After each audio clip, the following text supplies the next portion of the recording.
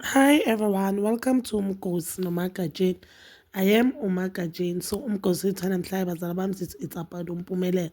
So umpumelelo uyathula umacele athola all the hate comments on Instagram nje, Facebook, yonke nje lama social media because we know that a lot of people they are saying umacele oyi-virgin oyichichi ubukeka angekho muhle. They are saying she looks old, she doesn't look like a virgin. They are saying unama-hips awile only because umpumelelo promised umacele ukuthi uzoba unkosikazi oqala since ayi-virgin, and umpumelelo didn't just promise umacele, told abazali bakhe and also told ama-girlfriend akhe ayi-two which are also ama-baby mamas wakhe, which uTrelo no Vuyokazi. A lot of people they were angry ukuthi why azokuthatha i-virgin alenze unkosikazi oqala angathathi uVuyokazi since uVuyokazi kumama umntana wakhe oqala. And we must remember that uVuyokazi guys une-fan base eningi. A lot of people love uVuyokazi and abantu abaningi including me, we loved uVuyokazi from season 1 of Ingane Ezisithembu, indlela aziphatha ngayo.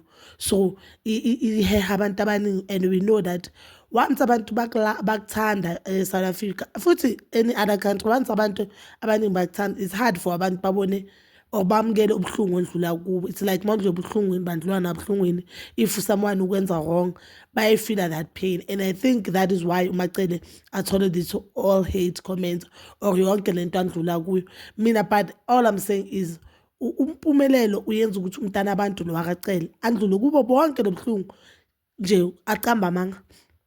Because now we've seen ukuthi umpumelelo umfazi wakhe oqala kuzoba i-ex-girlfriend yakhe which is uNompumelelo. And I don't think a lot of people bebazozonda umacele if umacele was just other girlfriend ezoshadwa nayo but not made umfazi wokuqala. If uMpumelelo bekashilo ukuthi yena umfazi wakhe oqala kuzoba i-first girlfriend wakhe, of which there's nothing wrong there. A lot of people ke vele abakhule bathandana nama-first girlfriend of now they vele bayafisa ukuthi first girlfriend yakhe kube unkosikazi wakhe. There's nothing wrong there. Even uVuyokazi ufika azazi ukuthi uNompumelelo ukhona noma ngabe uzala kuqala, but it will be only fair vele if uMpumelelo ashade uNompumelelo. Thina besazi ukuthi uNompumelelo noMpumelelo bahlukene, akunandaba abantu bayahlukana baphinde babuyelana. Mina my thing is uyabona ku-social media bamungenela umntana abantu yazi ukuthini fetere bakhohle nokukhohlwa ukuthi lo mntana abantu une-degree. Lo mntana abantu as much as bona sibone ngathi abantu they can say hey mubi akamanga kahle, mina ufisha ngibona nalobu abantu ababonayo nje mubi akamanga kahle, but ke ufundisekile kibo because nangu uzigcinile uyitshitshe at the age of 22 and ufundile guys. She has a degree, that means uziphethe kahle, umuntu oziphethe kahle uyadeserve nje ukushadwa, sikhulume nje iqiniso. But okubuhlungu ukuthi undlule ebunzimeni bokuzondwa, and that is something azondlula that uzondlula kuyo kanzima because already abantu sebamthatha njengomuntu onenhliziyo ofisha akazikhethelanga ukuthi abe umfazi wokuqala. We've never said or we've never heard umacele athi no mina ngifuna ukuba umfazi wokuqala ngoba ngiyi-virgin. Leyo yonke lento leyo suyizwa kuMpumelelo, but umuntu ozwende just because of that statement sakaMpumelelo is umacele, of which I think is unfair. Yabo lento umacele andlule kuyo ibhlungu and usandlula kuyo up until today because I've seen Instagram yakhe aposte a screenshot say something from a Facebook ebhalwe ukuthi ama-hips wakhe awile. They even photoshopped isithombe sakhe bathi sulungisa ikhantri. Angithi manje mkhulu bamenze engathi uluze weight kancane, you understand. uMpumelelo wayengashongo makabona yonke lento leyo ukuthi no umacele won't be my first wife, my first wife will be uNompumelelo. So uMpumelelo kuyo yonke lento le uprotect uNompumelelo, isithunzi sakaNompumelelo, isidima sakaNompumelelo, because he knew ukuthi makazothi uyogana uNompumelelo uyogana uNompumelelo will say will ask ukuthi umntwana. And that is clear guys, that means umntana kaNompumelelo umntana kaMpumelelo. You know manje mina I believe abantu mabathi yonke lento le Ingane Ezisithembu noThando Nesithembu zibhalwe, I believe that. I'll tell you why. On the last episode of Uthando Nesithembu ubaba Musamseleku ubekabonakala ayomeet number 5. Where is number 5 guys? This thing ukhumbula ukuthi ishudwe maybe last year. Upho number 5 manje? Ukuphi number 5? Cause samthanda ukuthi nopost siyamazi ukuthi upost eyakuthanda ubaba uMseleku. Ukuphi number 5? So guys, let's just wait for tomorrow. Kungcono ne-load shedding ayisekho, then sizozibonela ukuthi enhle ini lapho. But ke I just feel as if as for uMacele uzondele into engekho, wazondwa abantu for into phela umuntu lo akazange asho even a single word on the show. But ke inzondo ayitholayo from abantu yo noTirela zange akadrekwe kanje guys. uTirela has done many wrong things on national TV, but azange zadrekwe kanje guys. Azange zadrekwe kanje. But ke I even saw ivideo ngaTirelo i-live, Instagram live kaTirelo nomnini uTirelo laughing ukuthi uMpumelelo is getting married and akabatshelanga. So I just hope yonke lento le amanga. But ke if it's true nayo uTirelo uyazi ukuthi noma ngabe yena wafika wathola uMpumelelo anyeke kuzokube mnandi, cause nje umntana wakhe futhi uzalwe after wakaNompumelelo ngathi uzalwe after wakaTirelo. So anyeke kuze kube mnandi. Just imagine that means uTirelo uzoba number 4, cause Macele phela kusho ukuthi kuzoba number 2. But anyway, uMpumelelo ushilo ukuthi yena all in all ufuna number 7. I wonder nje uTirelo if uyachubeka ngale behavior yakhe, ngimbone ngathi uzobamba yena number 7. Yabo if uyachubeka ngale behavior aloka yenza ngathi uyamkela ayenzela abantu thinking ukuthi happiness yakhe revolve around it. Thina we comment based on what we see. But ekugcineni ebusuku uba yi-1 or mara yi-1 endlini uba yi-1 and i-depression is real. Just imagine uTirelo just I think it was a month ago she was complaining ukuthi kuba bamthengela i-apartment eJohannesburg, bamthuma bathamba esikolweni Tirelo. Tsamaya esikolweni uyobala. uTirelo wabuya nepresent yomntwana, upregela umfana ongasebenzi, umfana ongana qualification, umfana ongana plan, because it seems like iplan kaMpumelelo umbabakhe.